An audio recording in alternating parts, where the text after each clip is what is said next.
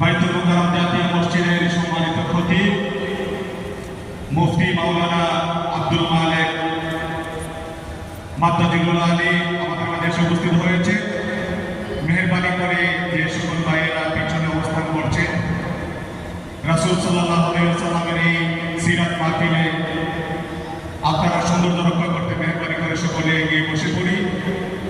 যে সকল ভাইয়েরা পিছন দিকে বসে আছে আমরা সামনের দিকে চলে আসি। এই পর্যায়ে আলোচনা পেশ করবেন আজকের এই মত অনুষ্ঠানের সম্মানিত আলোচক, এদেশের প্রখ্যাত আলেম শাইখুল হাদিস ও তাফসীর বাইতুল মুকাররম জাতীয় মসজিদের সম্মানিত খতিব মুফতি মাওলানা আব্দুল মালেক। হুজুরকে ওনার নির্ধারিত আলোচনা পেশ করার জন্য মাহফিল কমিটির পক্ষ থেকে অনুরোধ করছি। আসসালামু আলাইকুম ওয়া রাহমাতুল্লাহ।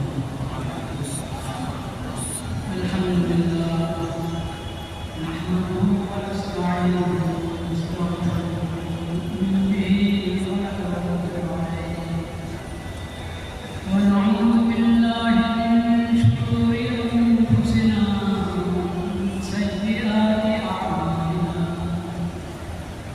من يهده الله فلا مضل له ومن يضلل فلا هادي له واشهد ان لا اله الا الله وحده لا شريك له واشهد ان محمدا عبده ورسوله اللهم صل على سيدنا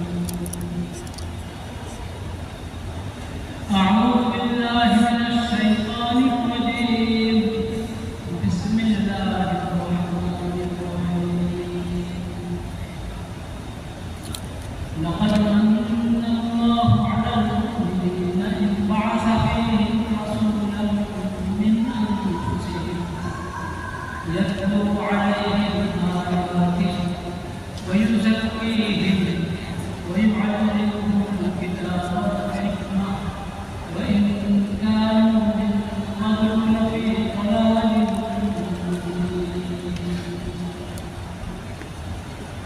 صدق الله مولانا العظيم وصدق رسوله النبي الكريم ونحن على ذلك من الشاهدين والشاكرين والحمد لله رب العالمين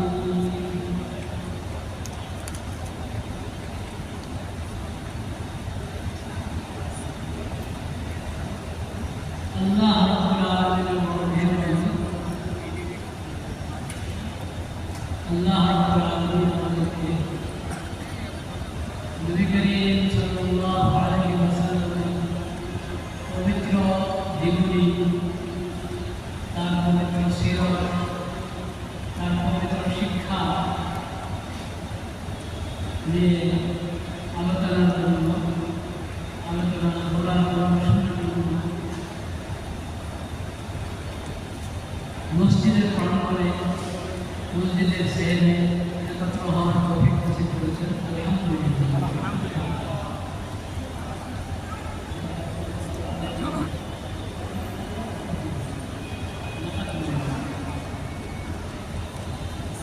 সূরা আলে ইমরানের একটি আয়াত তেলাওয়াত করেছি আমি।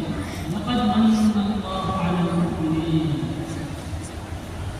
ইয বা'আসা ফীহিম রাসূলান মিন আনফুসিহিম يتلو عليهم آياته يزكيهم ويعلمهم الكتاب والحكمة وإن كانوا من قبل لفي ضلال مبين. नबी हजरत मोहम्मद मुस्तफ़ा सल्लल्लाहु अलैहि वसल्लम के अल्लाह हिदायत मानने दिए, कुरान करीम दिए, अल्लाह शरीयत दिए पढ़ी। এটা পুরো মানব জাতির জন্য, সকল বিশ্ববাসীর জন্য রহমত, আল্লাহর দয়া আল্লাহর কাছে। যারা এই হিদায়াত গ্রহণ করবে, নবী করিম সাল্লাল্লাহু আলাইহি ওয়াসাল্লামের কাছ থেকে আল্লাহর দেওয়া এই হিদায়াত গ্রহণ করবে, ঈমান আনবে, তারা হলো এই রহমত থেকে উপকৃত হবে। নবীজি সবার জন্য রহমত, কিন্তু রহমতের ঘরে ঢুকতে হবে, রহমতের ছায়া আসতে হবে। রহমতের ঘরে ঢুকলো তারা, তারা ঈমান আনবে। আশহাদু আল্লা ইলাহা ইল্লাল্লাহ ওয়াহদাহু লা শারীকা লাহু ওয়া আশহাদু আন্না মুহাম্মাদান আবদুহু ওয়া রাসূলুহু। ঈমান আনতে হবে সবার জন্য। এই রহমতের দরজা খোলা সবার জন্য, কিন্তু দরজায় ঢুকতে হবে।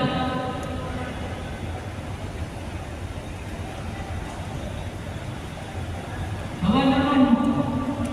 আল্লাহ তাআলা সূরাতুল বাকারা ৬২ নম্বর আয়াতে বলেছেন, মুসলিম হোক আর ইহুদি, খ্রিস্টান হোক আর অন্য যে কোনো ধর্মের লোক,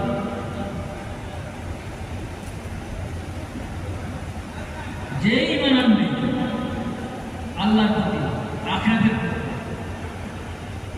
সেই আখিরাতে পুরস্কৃত হবে। আল্লাহ রাব্বুল আলামিনের এই রহমত, রহমতের যে নবীকে আল্লাহ পাঠিয়েছেন, রহমতের যে কোরআন আল্লাহ তাআলা অবতীর্ণ করেছেন, রহমতের নবীকে আল্লাহ তাআলা রহমতের যে হাদিস এবং সুন্নাহ দান করেছেন, রহমতের নবীর যে পবিত্র সিরাত, এই সব কিছু সবার জন্য উন্মুক্ত রয়েছে। যেই কালিমা পাঠ করে মুসলিম হবে, ঈমান আনবে এবং নবীজির পবিত্র সিরাতের আদর্শ গ্রহণ করবে, সেই সফল হবে দুনিয়াতে। আমাকে আজকে বিষয় দেওয়া হয়েছে নবীজির আগমন এবং নবীজির বৈশিষ্ট্য। চেষ্টা এটা আপনারা কয়দিন শুনতে পাবেন? কয়দিন? মাত্র সারা জিন্দগি শুনতে। এই হল ইসলামিক ফাউন্ডেশন আয়োজন করেছে 15 দিন। আমরা শুধু 15 দিন শুনলে হবে? এটা তো পুরো জিন্দগি বিষয়। আমি এখানে সিরাতে নবীজির সিরাত, নবীজির হাদিস, নবীজির ভালোবাসা সম্পর্কে কিন্তু বই নিয়ে এসেছি মহামান্য রাষ্ট্রপতিকে হাজির হয়েছে। একটা শিক্ষণীয় ঘটনা হচ্ছে। আমি আসতে দেরি হয়েছে, প্রথম ধাপে ঢুকতে দিবে না, একটা পাশ ছিল, ওই পাশের কারণে ঢুকতে দিল। তারপরে এগুলো ত্যাগ করতে কি জন্য হচ্ছে, আমি হাজির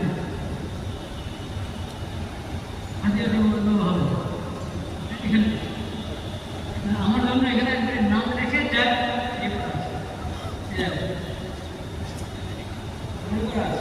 আমার কাছে দাওয়াতনামা এসেছে, দাওয়াতনামা আছে, কিন্তু আমাকে আসতে দিচ্ছে না। তাদের নিয়ম করেন কে পাঠছে এখানে, মানে আমি একটা শিক্ষার বিষয় বলছি, কিন্তু খেয়াল করি আমাকে আসতে দিচ্ছে না। বড় যখন এখান থেকে দেখলেন সচিব মহোদয়, উনি এগিয়ে গেলেন, তখন কতটা অবস্থা আছে মনে হয় মসজিদে যান।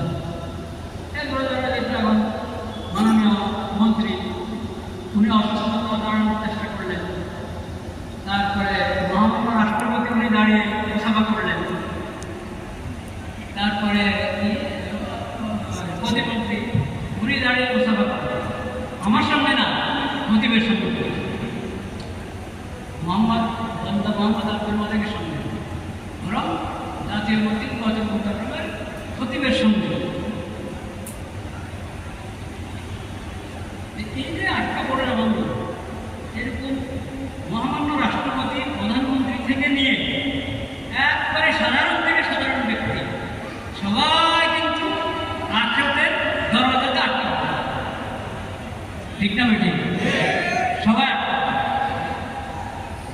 যদি পাশ থাকে প্রথম করে রাখছে ঢুকে দেখা যাচ্ছে, যদি পাশ থাকে সেই পাশটি মার রক্ত মা দিন এই তিন প্রশ্নের উত্তর যদি আপনার সামনে থাকে তাহলে ওটার পাশ। তিন প্রশ্নের উত্তর, এই তিন প্রশ্ন আল্লাহ তাআলা ওপেন করে দিয়েছেন, প্রশ্ন প্রকাশ করে দিয়েছেন নবীদের মাধ্যমে যে আখিরাতের প্রথম ঘাটিতে প্রথম প্রশ্ন এটি। কেউ জানেন একবারে আরবি উত্তর, এই প্রশ্নগুলোর আরবি উত্তর লেখে নিয়ে যেতে হবে, মুখস্থ করে যেতে হবে, ঠিক কিনা? সবাই পারে, কিন্তু আরবি ভাষা শিখে মুখস্থ করে উত্তর মুখস্থ করে নিয়ে ওই ওখানে আখের কবরে তখন আপনাকে প্রশ্ন করা হবে, আপনি উত্তর দিতে পারবেন না। মুখস্থ করে নেওয়ার দ্বারা উত্তর দিতে পারবেন না। আরবি ভাষা শিখে মুখস্থ করে নিলেন, অনুবাদ সহ কয়েক ভাষার অনুবাদ সহ দিতে পারবেন না। উত্তর দিতে পারবেন যদি এই তিন প্রশ্ন অনুযায়ী নিজের জিন্দেগি গড়ে থাকে, এই তিন প্রশ্ন অনুসারে নিজের জীবন গড়ে থাকে, তখন আমাকে কেউ শিখিয়ে দিতে হবে প্রশ্নের সাথে সাথে আমি উত্তর দেব।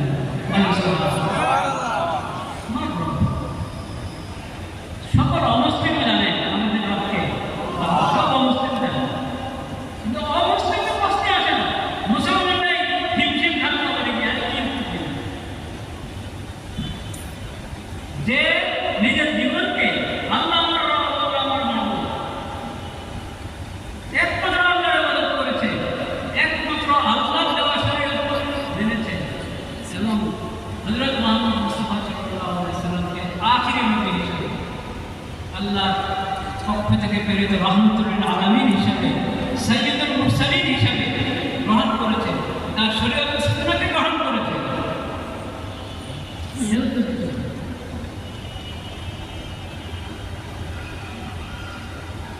ইসলামকে একমাত্র সত্য দিন হিসেবে গ্রহণ করল, নবীদের শরীয়ত এবং সুন্নাহকে একমাত্র নির্ভুল এবং পূর্ণাঙ্গ আদর্শ হিসেবে গ্রহণ করল, একমাত্র রব্বে করিমের ইবাদত করলে তাহলে ওটা পাপ, ওটা কবরের পাপ। এরপরে আরো ঘাটি, তখন বলে এগিয়ে গেল আমাকে ওখানে ওদের হাত থেকে উদ্ধার করতে কে যাবে কবরে? আপনাকে তো কবর দিয়ে সব চলে গেছে, আপনার সন্তান, আপনার প্রিয়জনরা, আত্মীয় স্বজন সবাই চলে এসেছে, তারা তো থাকে না আপনার সঙ্গে থাকতে মাত্র কি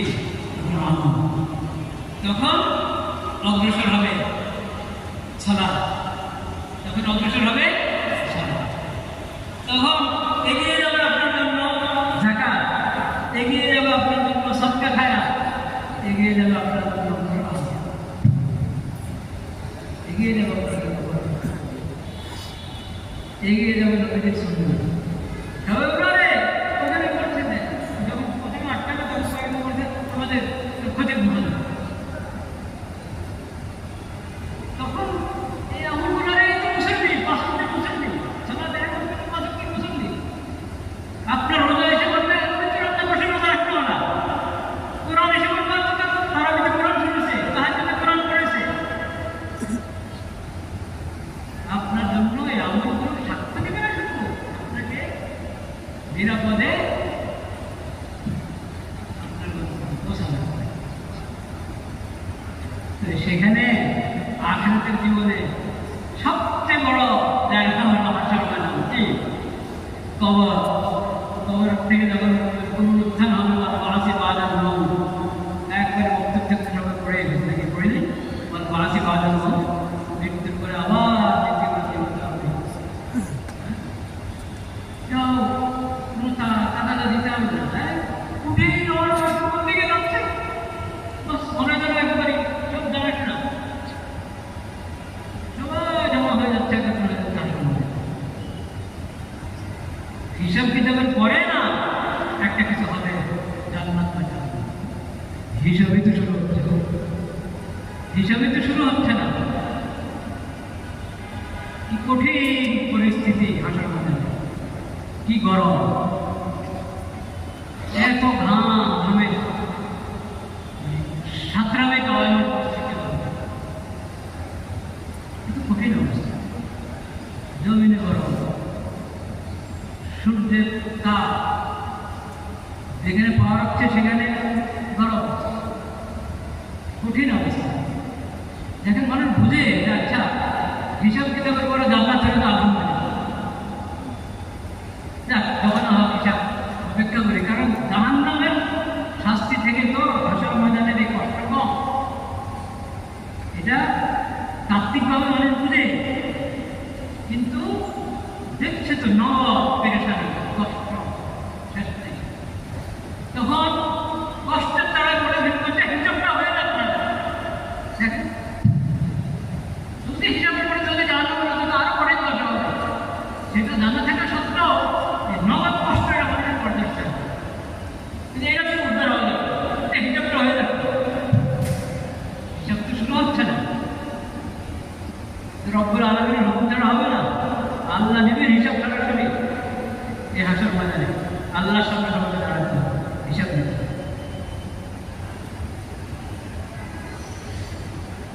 তখন সব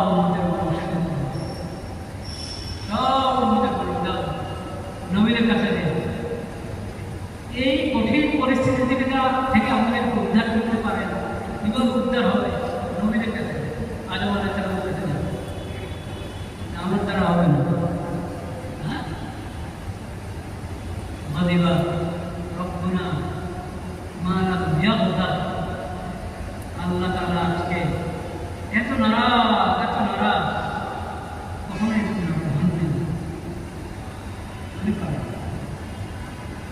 তোমরা গিয়ে দেখো নূহের কাছে, নূহ আলাইহিস সালাম এইরকম এক এক নবী এক এক কাছে কোরআনে থাকবে। শেষ পর্যন্ত আসবে ঈসা আলাইহিস সালামের কাছে, প্রসিদ্ধ হাদিসে উল্লেখ করেছে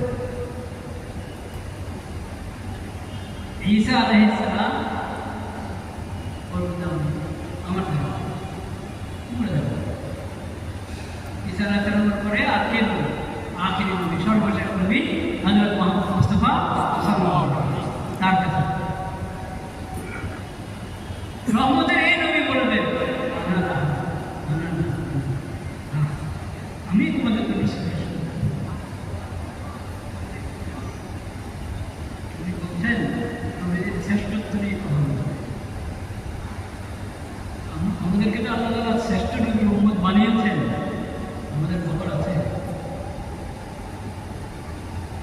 সর্বশেষ নবী, বিশ্ব নবী, শ্রেষ্ঠ নবীর উম্মত বানিয়েছেন। رضيت بالله ربا وبالإسلام دينا وبمحمد صلى الله عليه وسلم نبيا।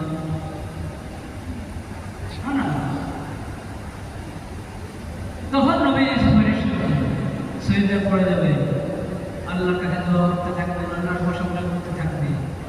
আল্লাহ এই মুহাম্মদের এই নবী হাবিবুল্লাহ রাহমাতুল লিল আলামিন সাইয়্যিদুল মুরসালিন, তার দিলে আল্লাহ কত ভাষা, কত শব্দমালা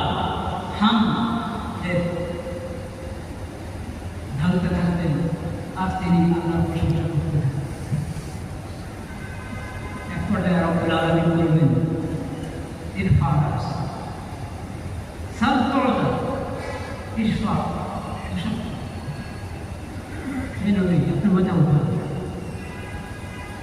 আর কত আপনার মাথায় মাথায় আপনি চাইতে থাকেন, যা চাবেন না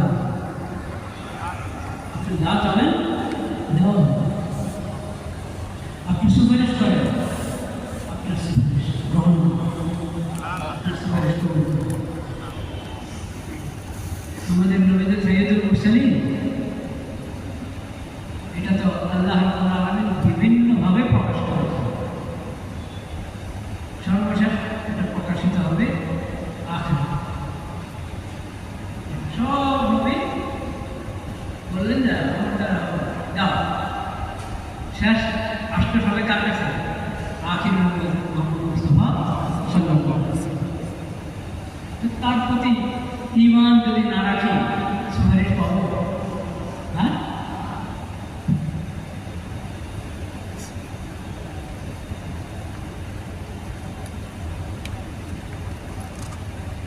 তার সুন্নতকে যদি আমি উসওয়ায়ে হাসানা হিসেবে গ্রহণ না করি, তাহলে সুপারিশের দাবি করতে হবে কি? নবীদের সুপারিশ কিভাবে পাওয়া যাবে? অনেক আমল, সবচেয়ে বড় বড় আমল হলো ঈমান। সবচেয়ে বড় আমল হলো ঈমান। নবীদের শরীয়ত সিরাতকে গ্রহণ করা, সুন্নতকে গ্রহণ করা, নবীর প্রতি দুরূদ পাঠ করা, সকাল সন্ধ্যা বিভিন্ন সময় দুরূদ, আর তার সিরাত সুন্নতকে গ্রহণ করা।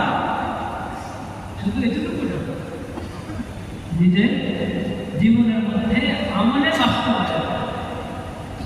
যে সুন্নতের যত অনুসরণ করবে নবী করিম সাল্লাল্লাহু আলাইহি ওয়াসাল্লাম, আরেক জায়গায় নবী করিম সাল্লাল্লাহু আলাইহি ওয়াসাল্লাম শ্রেষ্ঠত্ব, তার সাইয়্যিদুল মুরসালিন হওয়া, সাইয়্যিদুল আম্বিয়া ওয়াল মুরসালিন হওয়া আল্লাহ প্রকাশ করেছেন। সেটা হলো মেরাজের রাতে মসজিদে আকসা, সেখানে সব নবীকে আল্লাহ তাআলা হাজির করেছেন। সবাই আমাদের নবীদের আগে ইন্তেকাল করে গেছেন, একমাত্র ঈসা আলাইহিস সালাম জীবিত চতুর্থ আসমানে বা ঊর্ধ্ব জগতে যে আসমানের হকটা আল্লাহ তাআলা দিয়ে দিয়েছেন। কিন্তু আল্লাহ তাআলা সেই জগৎ থেকে সবাইকে মসজিদে আকসা মেরাজে হাজির করেছেন। নবী করিম সাল্লাল্লাহু আলাইহি ওয়াসাল্লামের ইমামতিতে সবাই অনুষ্ঠান। তিনি ইমামুল আম্বিয়া, ইমামুল সকল নবীর ইমাম হযরত মুহাম্মদ মুস্তাফা সাল্লাল্লাহু আলাইহি ওয়াসাল্লাম। কিয়ামতের পূর্ব মুহূর্তে ঈসা আলাইহিস সালাম দুনিয়াতে আসবেন, দ্বিতীয় দিন যায়। ইহুদীদের ষড়যন্ত্র থেকে আল্লাহ তাকে রক্ষা করে আল্লাহ নিজে হেফাজতে তাকে উঠিয়ে নিয়েছে, জীবিত আছে। কিয়ামতের আগে আল্লাহ দুনিয়াতে আসবেন। আমাকে মরতে হবে না, মরতে হবে না, সবাইকে মরতে হবে, বিচারের জগতে মরতে হবে। দুনিয়াতে আসবেন, কিন্তু আমরা নবী আখিরের নবীর আগের না পরে? হযরত ঈসা আলাইহিস সালাম কি সর্বশেষ নবীর আগের নবী না পরের নবী? আগের নবী। তিনি যখন আসবেন, আমাদের নবী হযরত মুহাম্মদ মুস্তাফা সাল্লাল্লাহু আলাইহি ওয়াসাল্লামের শরীয়তের দিকে মানুষকে দাওয়াত দেন, তার সুন্নতের দিকে মানুষকে দাওয়াত দেন, কোরআনের শরীয়তের তিনি বাস্তবায়ন করেন। বলেন সুবহানাল্লাহ। এবং নবীজির উম্মতে ইমামদের পিছনে তিনি নামাজ পড়েন। বলেন সুবহানাল্লাহ।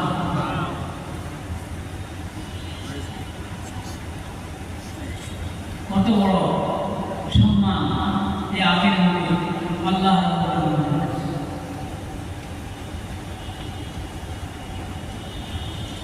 নবী করিম সাল্লাল্লাহু আলাইহি ওয়াসাল্লাম আর একটা বিশেষ করে আছেন। প্রথম দিন আপনারা মাগরিব থেকে শুনেছেন, কত খুশির বিষয়। দেখেন, একজন ধর্মমন্ত্রী, মনোনীত মন্ত্রী দুরূদ শরীফ পড়েছেন কত সুন্দর করে, প্রতিমন্ত্রী বিভিন্ন আয়াত তেলাওয়াত করেছেন কত সুন্দর করে, মহামান্য রাষ্ট্রপতি বিভিন্ন আয়াতের হাদিসের উদ্ধৃতি টেনেছেন। আমরা আশা করি সামনে হয়তো উনিও অনুবাদের আগে আয়াত তেলাওয়াত করতে পারবেন ইনশাআল্লাহ। অবশ্যই শিক্ষিত অবশ্যই পারবেন।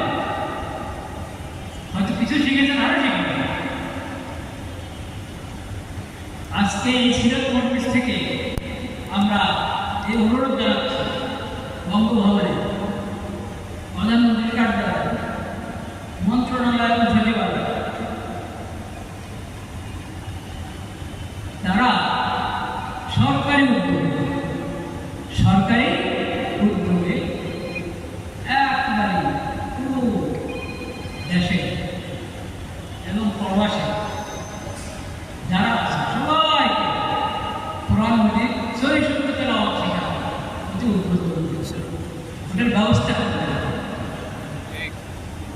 নবীজির সিরাত সম্পর্কে নির্ভরযোগ্য কোনো কিতাব সবার রুটিনে কারিক্রমে দিয়ে দেবে।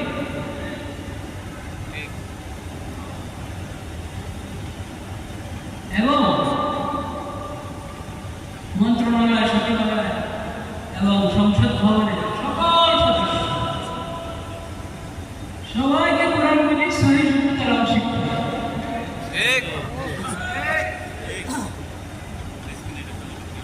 এখন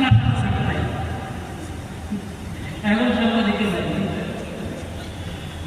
এই বার্তা দু একজন যারা আছেন সাংবাদিকদের বা এখানে যে রেকর্ড হচ্ছে এটা যাওয়া যাবে সরকারের সকল স্তরে সিরাতুন নবীর মজলিস থেকে এই বার্তা যাওয়া যাবে।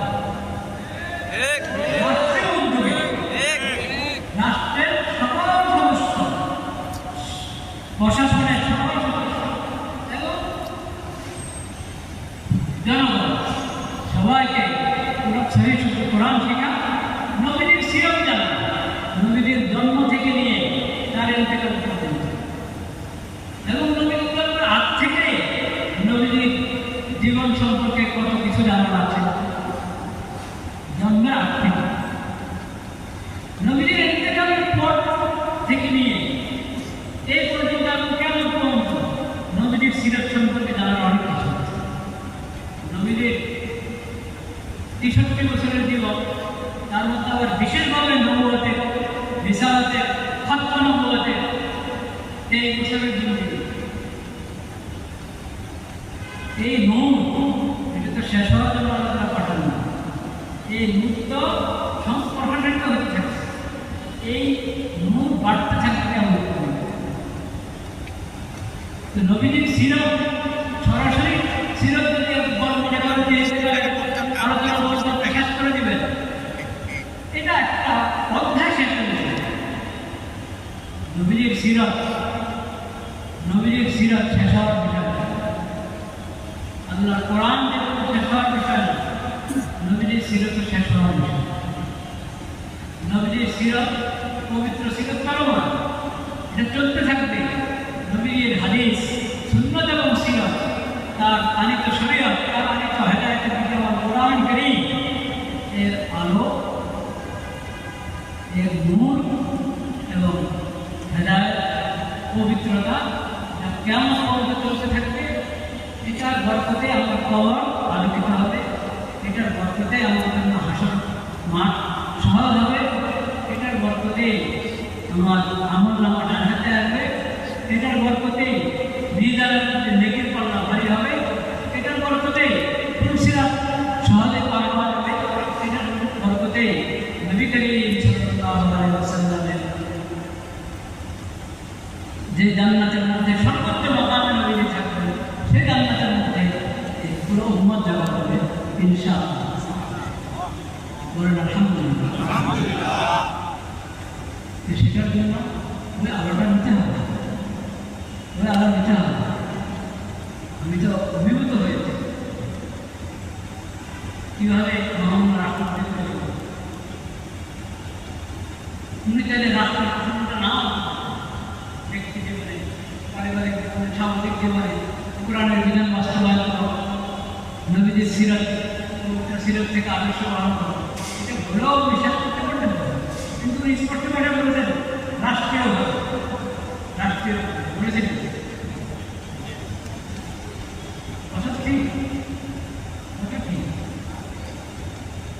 এবং এই বারবার একটা কথা এসেছে যে অমুসলিম, অনেক অমুসলিম আছে, সব ধর্মের লোকেরা তারা শান্তিতে থাকা, নিরাপত্তায় থাকা,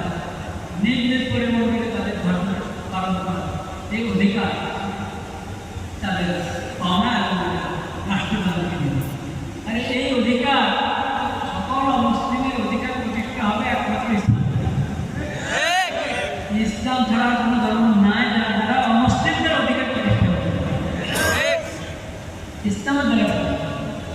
কিন্তু এখানে বুঝতে হবে তাদের অধিকার আছে নিরাপত্তা,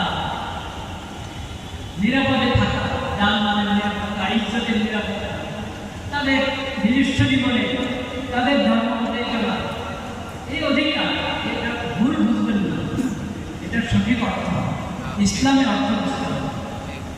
এর মানে হলো আল্লাহ তাআলা তাদের উপর ফরজ করেছেন যে তোমাদের উপর আমার পক্ষ থেকে ফরজ, তোমরা আখিরি নবী হযরত মুহাম্মদ মুস্তাফা সাল্লাল্লাহু আলাইহি ওয়াসাল্লামের প্রতি ঈমান এনে কোরআনের শরীয়ত মানো, নবীদের সুন্নাত সিরাত এবং সুন্নাতকে গ্রহণ করে তোমরা আখিরাতের শান্তি নিশ্চিত করো। আখিরাতের শান্তি নিশ্চিত করতে হলে তোমাদের জন্য এই ব্যবস্থা, দুনিয়ার সফলতা পেতে হলে এই ব্যবস্থা। এটা আমি আল্লাহ খালিক ও মালিক, আল্লাহ খালিক এবং মালিক হিসাবে আল্লাহর পক্ষ থেকে সকলের উপরে করেছে, সকল ইহুদিদের উপরে, সকল খ্রিস্টানদের উপরে, বৌদ্ধদের উপরে, হিন্দুদের উপরে, শিখদের উপরে, তারপরে অগ্নিদের উপরে, যত ধর্মের যত সবাইকে ডেকে আল্লাহ বলছেন ইয়া আইয়ুহান নাস, তোমাদের সকলের কাছে আমি রসুল এসেছি। আখিরে তার দাওয়াত গ্রহণ করে সফল দুনিয়াতে। কিন্তু আল্লাহ রাব্বুল আলামিন বাধ্য করে কাউকে বাধ্য করে মুমিন হও, দুনিয়াতেও সফলতা পাবে, কবর থেকে নিয়ে আখিরাতে সফলতা পাবে। মুমিন হবে না, এই মনের উপরে ঈমান আনবে না, এই নবীর শরীয়ত গ্রহণ করবে না, বন্ধ করবে না তোমাকে। তুমি আমার বান্দা, আমি তো সৃষ্টি করেছি তোমাকে, তুমি আমার দেওয়া শরীয়তের মধ্যে তোমার অধিকার আছে, সেই অধিকার তুমি পাবে। কারণ আল্লাহর নেক বান্দারা যাদের কোরআনের প্রতি ঈমান আছে, নবীদের প্রতি ঈমান আছে, নবীদের শরীয়ত সুন্নাতকে তারা গ্রহণ করে, তারা কারো হক নষ্ট করে না, কারো অধিকার নষ্ট করে না, কারো উপর জুলুম করে না। তোমরা তোমাদের সেই অধিকার পাবে, কিন্তু ধরাটা হবে কবরে। ধরাটা হতে হবে কোথায়? কবরে। কবর থেকে যে শুরু হবে, এখন আর প্রধানমন্ত্রী আসবে না তোমার অধিকার। ওরা তো দুনিয়াতে ততক্ষণ ছিল, আমার প্রতিনিধিদেরকে আমি বলে দিয়েছি তোমাদের নিরাপত্তা, তারা দিয়েছে। যারা জুলুম করে দেয় না, সেটা তো বলে আল্লাহ তাদের কবরে শাস্তি দিবেন। যখন হিন্দুর উপরে জুলুম করলো, কবরে শাস্তি দিবেন। আবার হিন্দুর উপরে জুলুম মানে হিন্দুরা খামা খায়, আমাদের উপরে জুলুম হতেছে। আর তৃতীয় পক্ষ যারা দেশের দুশ্মন, ওরা খামা খায়, মিডিয়াতে বদনাম ছড়াচ্ছে, হিন্দুদের উপরে জুলুম হচ্ছে। আর যেখানে মুসলমান সংখ্যালঘু মুসলমানদের উপরে জুলুম হচ্ছে, ওটার ব্যাপারে কানুন বলেন নাম দিবেন, ওদেরও কবরে হিসাব দিতে হবে, ওদেরকেও কবরে হিসাব দিতে হবে।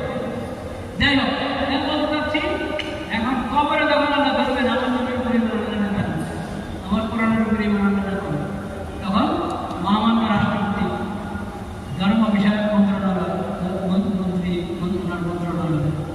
মাননীয় প্রধানমন্ত্রী, কেউ সুপারিশ করবেন, কেউ সুপারিশ করবেন, তখন তোমার ঠিকানা জাহান্নাম, তোমার ঠিকানা জাহান্নাম। এই কথা জানা থাকতে হবে। আপনারা যদি তাদের অধিকারের কথা এমনভাবে আলোচনা করেন, মনে হয় কবরও তারা মুসলমানদের মধ্যে পার পেয়ে যাবে, কবরও মুসলমানদের মধ্যে পার পেয়ে যাবে, হাসুরাও পার পেয়ে যাবে, মুসলমানদের মধ্যে তারাও জান্নাতে চলে যাবে। তাহলে তো তাদেরকে ধোঁকা দিলেন, প্রতারণা করলেন তাদের সাথে। তাদের কাছে আল্লাহ পুরো বার্তা পৌঁছায়। আল্লাহ পুরো বার্তা হলো দুনিয়াতে তোমাকে কেউ বাধ্য করবে না মুসলিম হতে, কিন্তু আখিরাতে যদি দোজখ থেকে মুক্তি পেতে চাও, মৃত্যুর আগে কালিমা পড়ে মুসলমান হতে হবে। লা ইলাহা ইল্লাল্লাহ মুহাম্মাদুর রাসূলুল্লাহ।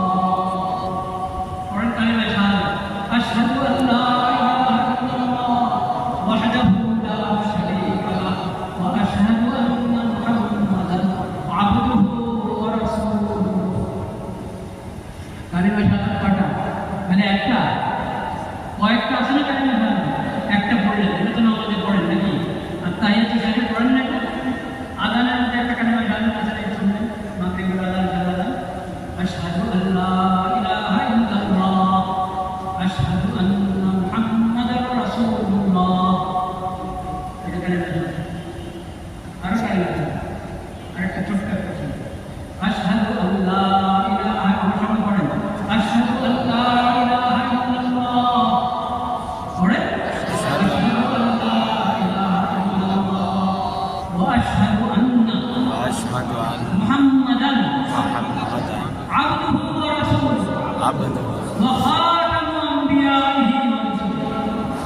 খাতামুল আম্বিয়া ওয়াস রাসূল।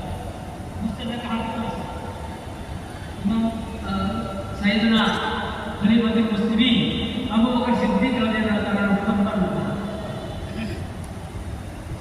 আমি সাক্ষ্য দিচ্ছি আল্লাহ আলামিন একমাত্র মাহবুব। ইবাদতের উপযুক্ত একমাত্র কে? আল্লাহ। মাহবুব একমাত্র আল্লাহ। আমি আর সাক্ষ্য দিচ্ছি মুহাম্মদ আল্লাহর বান্দা, আল্লাহর রাসূল এবং তিনি সর্বশেষ নবী, সর্বশেষ রাসূল। এইভাবে যদি আমরা নবীর আদর্শ পালন করি তাহলে কবরের সুপারিশ পাবো, বাসরের সুপারিশ পাবো, জান্নাতে যাওয়ার জন্য সুপারিশ পাবো। আল্লাহ তাআলা আমাদেরকে সবচেয়ে তৌফিক দিয়েছেন। আমি বলছিলাম আরেকটা মাসের সংক্ষেপে বলে ফেলি। এই যে আমাদের মুয়াজ্জিন সাহেব সুন্দর তেলাওয়াত করলেন না, এই তেলাওয়াতে উনি নেকি পেয়ে দিলেন, নেকি পান নাই প্রতি অক্ষরে কমপক্ষে কত নেকি? আমরা যারা শুনেছি আমরা নেকি পেয়েছি না?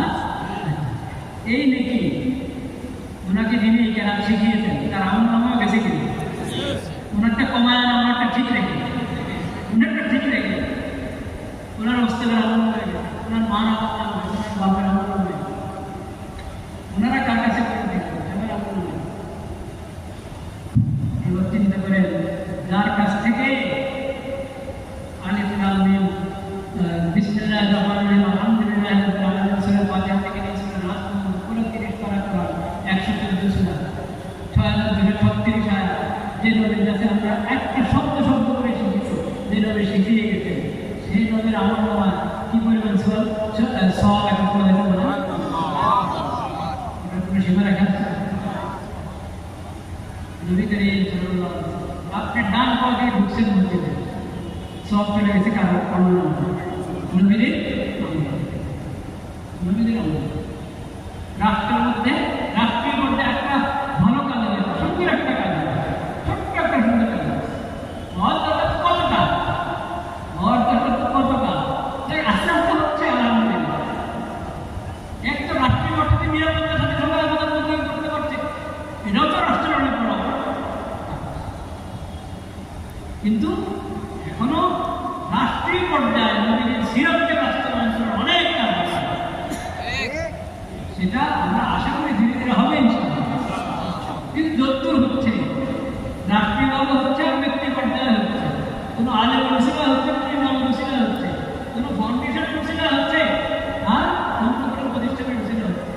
সব কিছু আমরা পান্নারা যেরকম পাচ্ছে, তাদেরকে যারা শিখিয়েছে তারা যেরকম পাচ্ছে, সবার সব আমরা অনেক দূর হয়ে আশির নবী হযরত মুহাম্মদ মুস্তাফা সাল্লাল্লাহু আলাইহি ওয়াসাল্লাম নামে একত্র হচ্ছে। বলেন আলহামদুলিল্লাহ। আবিদালিকা উমিরতু আনা আউয়ালুল মুসলিমিন। এই আয়াতে তাৎপর্যের মধ্যে এই কথাটা অন্তর্ভুক্ত আছে। আল্লাহ তাআলা আমাদেরকে তার খাঁটি উম্মতের অন্তর্ভুক্ত করেছেন।